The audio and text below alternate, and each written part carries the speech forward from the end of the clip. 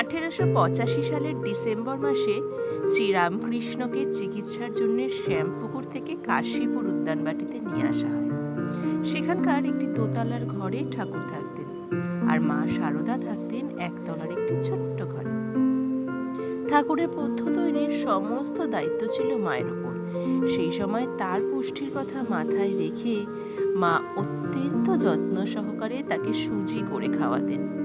কাশীপুর উদ্যানবাটির সেই দিনগুলো প্রমাণ করে যে ঠাকুরের কঠিন অসুখের সময় মা শারদা কিভাবে নিজের সুখ স্বাচ্ছন্দ্য বিসর্জন দিয়ে কেবল সুজি আর দুধের মতো সামান্য পথ্যকেও স্নেহের পরশে অমৃত করে তুলেছিলেন। জয় মা জগজ্জননী, জয় মা শারদার জয়। পরম পুরুষ শ্রী শ্রী রামকৃষ্ণের ও শ্রী শ্রী মায়ের দিব্য দর্শনে আপনাদের ও আমার জীবন ধন্য হোক। কেমন লাগলো অবশ্যই জানাতে ভুলবেন না লাইক ও কমেন্টের মাধ্যমে। ভালো লাগলে চ্যানেলটি সাবস্ক্রাইব করে সঙ্গে থাকুন। দেখা হচ্ছে আবার পরবর্তী ভিডিওতে।